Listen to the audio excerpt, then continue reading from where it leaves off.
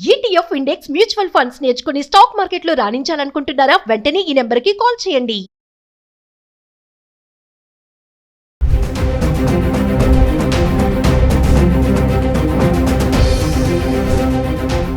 Hi viewers, India's largest digital media network Suman టీవీకి స్వాగతం. ప్రస్తుతం మనతో ఉన్నారు మోటివేషనల్ స్పీకర్ పద్మిని గారు. తల్లిని చంపడం అనేది నిజంగా అది ఎవరం అసలు డైజెస్ట్ చేసుకోలేకపోతున్నాం. ఎందుకు ఈ అమ్మాయి ఇలా తయారైంది, ఎందుకు అంత 10th క్లాస్ అమ్మాయి ఒక తల్లిని చంపేంత స్టేజ్కి వచ్చింది అంటే అసలు ఏ కారణాలు అయి ఉంటాయో ఒకసారి పద్మిని గారిని అడిగి తెలుసుకుందాం. నమస్తే అండి.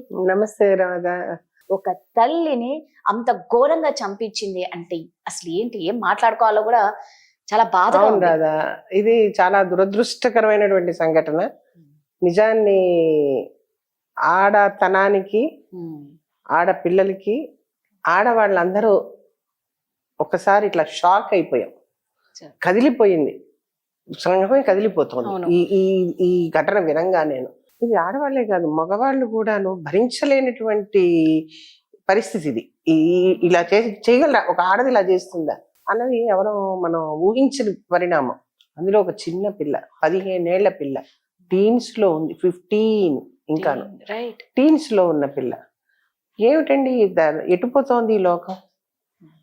ఇన్స్టాగ్రామ్ లో పిల్ల ఎవరినో చూసింది, వాడితో పరిచయం పెంచుకుంది, పెళ్లి చేసేసుకుందాం అనుకుని వాళ్ళిద్దరూ లవ్ లో పడిపోయారు. లవ్ ఎంతవరకు వెళ్ళిందంటే వాడింటికి ఈ పిల్ల వెళ్ళిపోవడం, ఈ పిల్లింటికి వాడు రావడం, ఇంతవరకు వచ్చింది. అది తల్లికి తెలిసిందిట. నేను విన్న విషయం చెప్తున్నాను.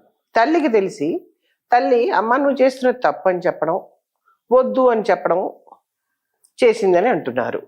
కొంతమంది తల్లి ముందు ప్రోత్సహించి తర్వాత వద్దు అందని చెప్తున్న కొంతమంది చెప్తున్న విషయాలు ఉన్నాయి.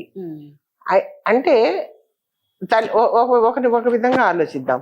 సరే, ఈ పిల్ల చిన్నప్పటి నుంచి కూడాను ఆ పాపలోను ఒక విధమైనటువంటి నెగిటివిటీ ఉందన్న విషయం మటుకు తెలుస్తూనే ఉంది. ఆ అమ్మాయి 2-3 ఏళ్ల కిందటే తల్లి మీద కూడా ఏదో కంప్లైంట్లు చేసింది అన్నది విన్నాం మనం. పోలీస్ స్టేషన్ లో కూడా తల్లి నన్ను కొడుతోందనో టార్చర్ చేస్తోందనో ఏదో చెప్తూను ఆ పాప పోలీస్ స్టేషన్కి వెళ్ళి మాట్లాడింది అనే, తల్లి మీద కంప్లైంట్ కూడా చేసింది అని అంటే ఆ అమ్మాయిలో బేసిక్ గా నెగిటివిటీ అన్నది తల్లి మీద బీజం నాటుకుంది. ఒక బీజం చిన్నప్పుడే వచ్చింది. ఈ పాప వాళ్ళ తండ్రి పోయిన తర్వాత తల్లి గారు మరొక మ్యారేజ్ చేసుకుని ఇంకో పాపను కూడా కనడం అన్నది జరిగింది. సో ఈ చిన్నతనంలో తల్లి బహుశా రెండవ పెళ్లిని పాప యాక్సెప్ట్ చేయలేక తల్లి మీద నెగిటివిటీని పెంచుకుందేమో అన్నది ఒక సైకాలజిస్టు సైకియాట్రిస్టులు చెప్పవలసిన విషయం. అది పిల్లల్లో సామాన్యంగా ఇలాంటివి జరుగుతూ ఉంటాయి. తల్లిదండ్రులు అనగానే వాళ్ళు ఆదర్శంగా ఉండాలి అని అనుకుంటారు, కానీ అమ్మకి నాన్నకి వీళ్ళకి కూడా కొన్ని నీడ్స్ ఉంటాయి, లేకపోతే వాళ్ళ జీవితం గడపడానికి కొన్ని అవసరాలు ఉంటాయి అన్నది వాళ్ళు అర్థం చేసుకోలేని వయసులో కొన్ని చూసేటప్పుడు వాళ్ళలో ఒక నెగిటివిటీని పెరిగే అవకాశం కూడా ఉంటుంది. రెండోది వాళ్ళ చుట్టూ ఉన్న వాతావరణం, వాళ్ళు పెరుగుతున్న వాతావరణం, వాళ్ళు ఎటువంటి ఏరియాలో ఉన్నారు, ఎలా స్పందిస్తున్నారు, వాళ్ళ చేతుల్లో ఏముంటున్నాయి అన్నది కూడా చూడని రోజులు ఈ రోజు. ముట్టి మే దునియా అని చెప్పేసి మనం ఈ సెల్ ఫోన్ తీసుకుని వెళ్ళి ఆ చిన్న చిన్న పిల్లల చేతుల్లో పెట్టేటప్పటికి వీళ్ళు ఇన్స్టాగ్రామ్తో నీకేం పని? 15 ఏళ్ల పిల్లకి ఇప్పుడు ఇన్స్టాగ్రామ్లోకి వెళ్ళడమే కాకుండాను దాని మీద టైం స్పెండ్ చేసి ఒక బాయ్ ఫ్రెండ్ని క్రియేట్ చేసుకుని వాడితో అచ్చట్లు ముచ్చట్లు మాట్లాడడము, ఆఖరికి ఏ స్టేజ్ అంటే వెంటనే వెళ్ళి వాడి మీద లవ్, వాళ్ళ ఇంటికి పారిపోయి వెళ్ళిపోవడం, మళ్ళీ వాళ్ళ తల్లి వెళ్ళి తీసుకుని వచ్చి పోలీస్ కంప్లైంట్ ఇచ్చి పోలీసులు వెళ్ళి పట్టుకున్నారట అమ్మాయిని, తీసుకొచ్చినప్పటికీ ఈ అమ్మాయి మనస్సు ఇంకా ఆ పిల్లాడి మీదే ఉంది. ఫైన్, అంతవరకు బాగానే ఉంది. కానైతే మొన్నాడు సమ్ DNA టెస్ట్ లో ఏవో ఆ పిల్ల మీద కొన్ని ఇది చేద్దాము అన్న దీని మీద ఉండేటప్పటికి తన లవ్కి తల్లి ఒక అడ్డుగోడ అనుకుంది. తల్లి ఏ రోజు పిల్లలకి అడ్డుగోడ అవ్వదు. తల్లి మంచి చెప్తుంది, వింటే అది అడ్డుగోడగా అనిపించదు, అది ఒక పరిధిలాగా అనిపిస్తుంది, అది ఒక వారధిలాగా అనిపిస్తుంది పిల్లలకి. అది వినకుండాను నాకు కావాల్సింది ఆ గోడ వెనకాలే ఉంది అని అనుకుంటే ఇది అడ్డుగోడ కిందే కనిపిస్తుంది. కరెక్ట్. ఈ సముద్రం నదిని దాటడానికి ఒక వారధి కావాలి. ఆ వారధి లాగా తల్లి ఒక వారధి వేస్తుంది. వద్దమ్మా నువ్వు అటు వెళ్తే కనుక అక్కడ లోతుంది, నువ్వు అటు వెళ్ళకు అని చెప్పడానికి ప్రయత్నం చేస్తుంది. కానీ పిల్లకి అది నచ్చలేదు. నచ్చకుండాను ఇన్స్టంటేనియస్ గాను ఏంటండి రాదా, ఇన్స్టాగ్రామా, ఇన్స్టెంట్ లవ్వా, ఇన్స్టెంట్ ఇన్స్టెంట్ ప్రేమ, instant love, instant marriage, instant divorce, instant ఆఖరికి ఇన్స్టెంట్ గా డెత్ కూడా చేసేయగలరా? తల్లిని చంపేస్తారా? ఏంటండి ఎటుపోతుందండి ఈ లోకం? ఏమి ఇది ఎంతాను? ఏం ఆటలా మనిషిని చంపడం అంటే పిల్లలు? తల్లిని చంపడం అన్నది ఏనా ఎక్కడైనా విన్నామా అసలు ఎక్కడైనా? ఇది చాలా అంటే చాలా దురదృష్టకరమైన సంఘటన. అండ్ తల్లిదండ్రులు అందరం మనందరం మేల్కోవాల్సింది ఒకటే ఉందండి, పిల్లల చేతిలో ఏ వస్తువు ఉంది, వాళ్ళు ఏం చేస్తున్నారు, దాని మీద కొంత ఫోకస్ పెట్టండి. అందరు తల్లిదండ్రులు, అబ్బాయి అవ్వచ్చు అమ్మాయి అవ్వచ్చు, అందరం మనం వాళ్ళ ఆ పెరిగే వయసులో వాళ్ళ మనసుల మీద కలుగుతున్న రిపర్కేషన్స్, ప్రతి వస్తువుకి మంచి ఉపయోగాలు ఉంటాయి, ఉపయోగం లేకుండా కూడా ఉంటుంది.